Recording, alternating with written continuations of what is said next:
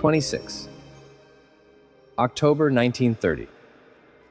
Jasmine was in her room when the beautiful piano melody hit her ears and drew her towards Edward, who was playing the piano in his hall. There was no doubt that he played the piano so well that the listener could just listen to it. Jasmine applauded Edward as he finished the music. Edward turned his head. "You play the piano very well." She approached him with open-hearted praise. "Can you teach me how to play it?" she pleaded innocently. He looked at her. Instead of answering, he got up from the seat, grabbed Jasmine, and placed her in front of the piano. It means he was willing to teach her. While standing behind Jasmine, holding her finger and playing some piano keys, she got the tune. Jasmine loved it. Then Edward removed his hand from hers, silently indicating to go ahead and try her herself. Understanding this silent command, Jasmine pressed the keys again in the same way and the same tune played. She started to enjoy it a lot and started repeating this process again and again. While standing nearby, Edward looked at her with soft eyes. Edward brushed the hair from her neck and kissed her nape. She didn't say anything. He kept smouching her neck and shoulder profusely, and she closed her eyes with delight and played the piano. Then Edward took her by the waist and sat her down on the piano, and then they locked their lips together while quenching their thirst. Jasmine was so drunk that she couldn't even notice that the piano was still playing by itself. 27th October, 1930. After breakfast, Edward went gone and was seen nowhere. Jasmine tried hard to find him but got tired at the end and gave up and began to examine the castle in detail. While wandering like this, she came to a room that was giving the impression of a study room. Examining the shelf, she picked up a book. She was very fond of literature. Literature of philosophy was a balm to her bruised and lonely soul, which taught her how to live and love in the right direction. She was busy reading the book while standing, when suddenly someone grabbed her from behind. The book fell from her hand in a panic.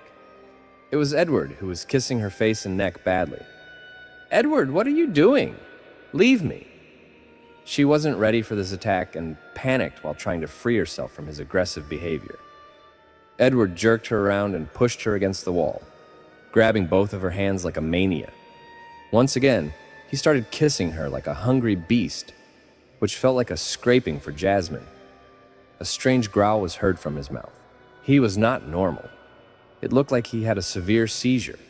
He similarly tore off both of Jasmine's sleeves and passionately kissed and bit in her arms, which were flailing to escape from his clutches. Tears started flowing from her innocent eyes. "Edward!" She screamed at the top of her throat with all her might. He stopped and backed away. Edward's face looked like he woke up from sleep and trying to comprehend what just happened. Jasmine pushed him away and ran out of the room crying, and he stood motionless in his place.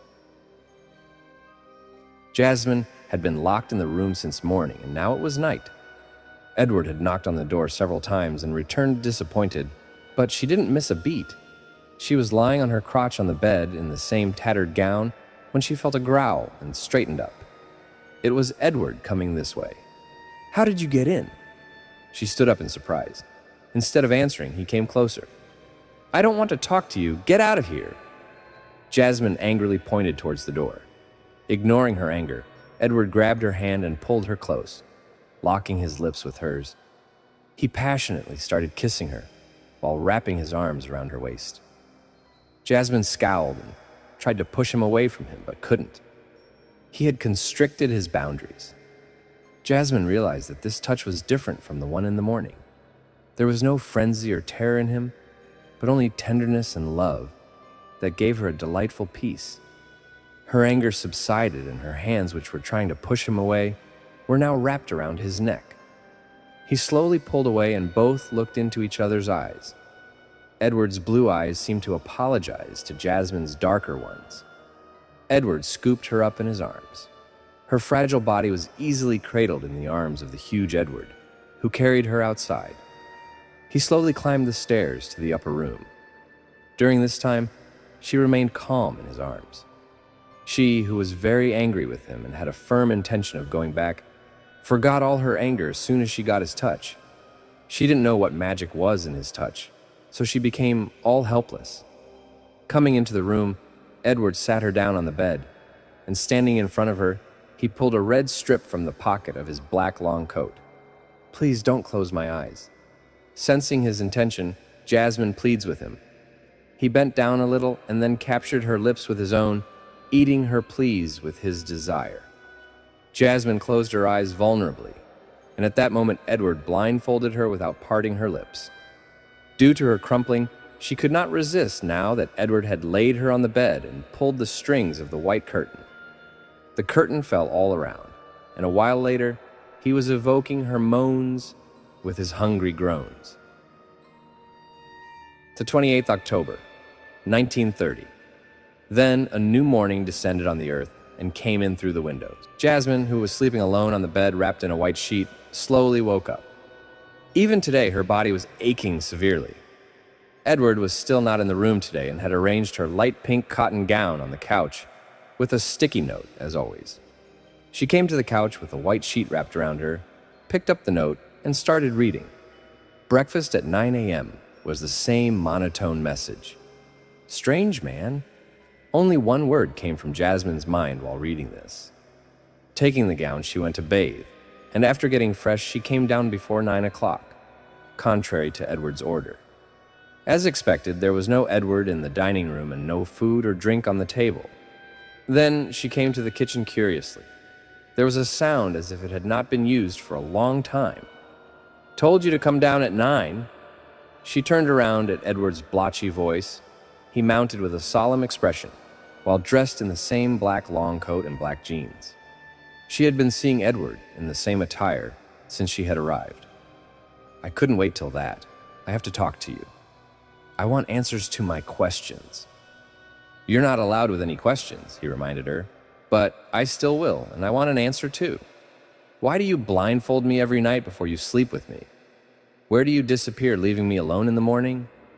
Why do you sometimes behave like an animal? Why don't you talk to me properly? Why don't you laugh? Why do you stay tight? After all, what is the problem with you?" When her patience was bushed, she burst and let all the questions along with anger out at him. "Answer it, Edward," Jasmine insisted again. "Let's go horse riding." He said something very unexpected and very off topic. She was flabbergasted.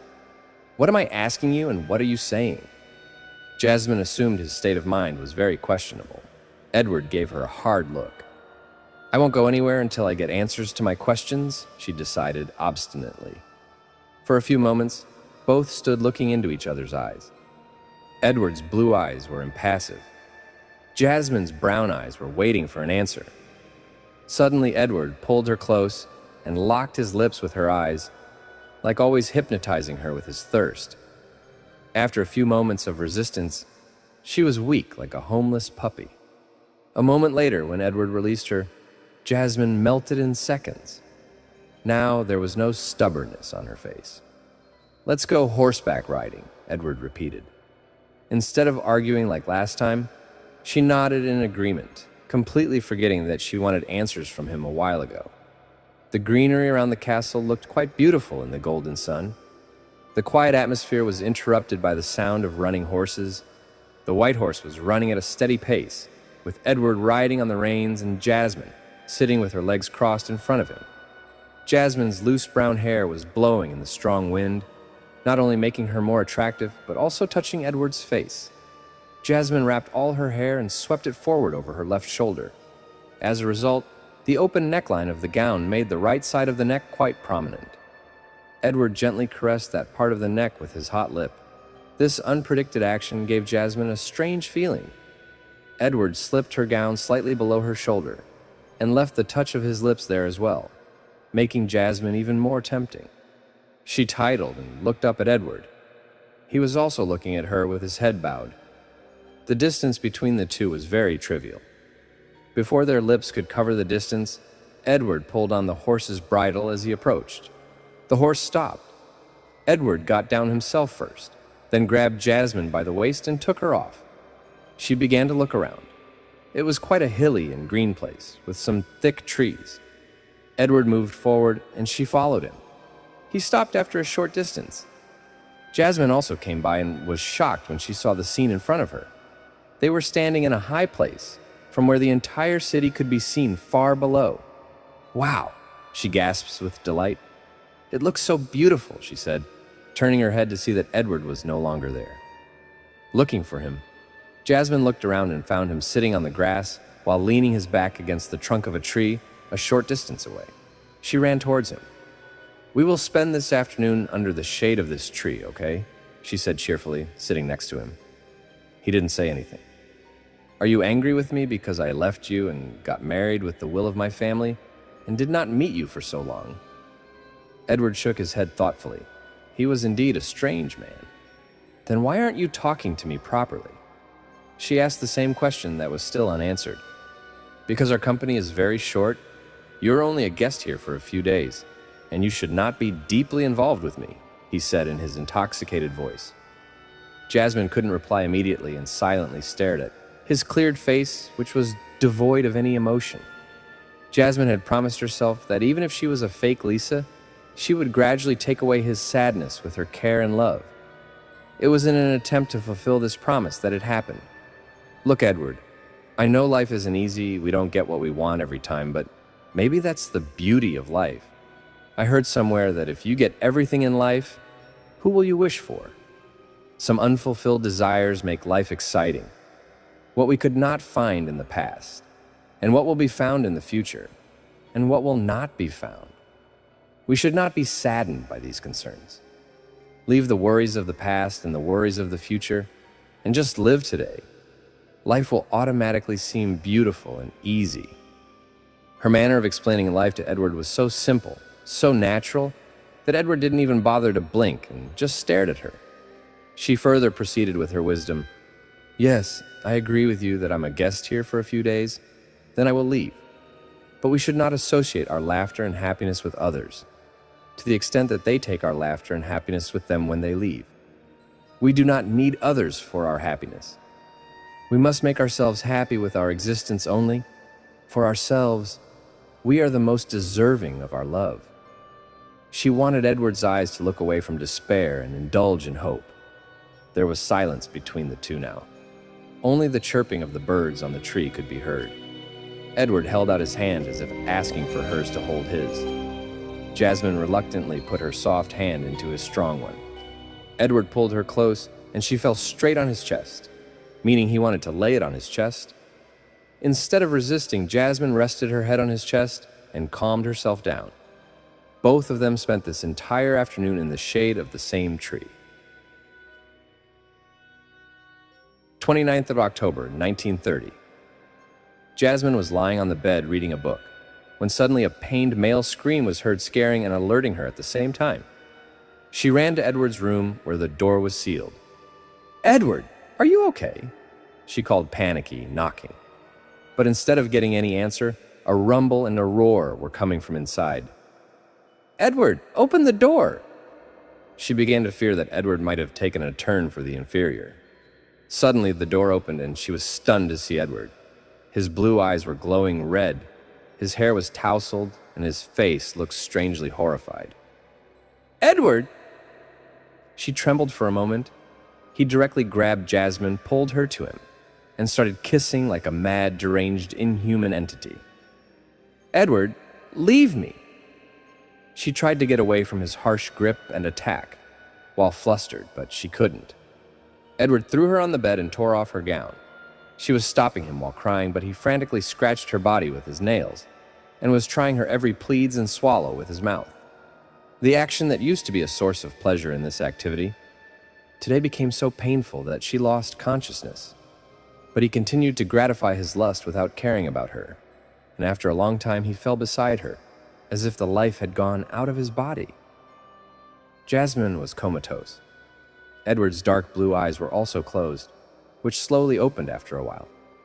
He was now in his normal mode. He sat up and looked at Jasmine as if wanted to die while seeing her condition. He laid Jasmine properly on the pillow, covered her body with a white sheet, and closed her eyes with his huge hand on her forehead. He was erasing the memory of this sudden fortune from her mind. The process was completed in a short time. Edward removed his hand and left the room with her torn gown.